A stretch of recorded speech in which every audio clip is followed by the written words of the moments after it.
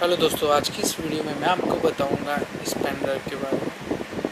जो कि इसका नाम नहीं लिखा हुआ कुछ भी, कोई कंपनी का नाम नहीं। तो देख सकते हैं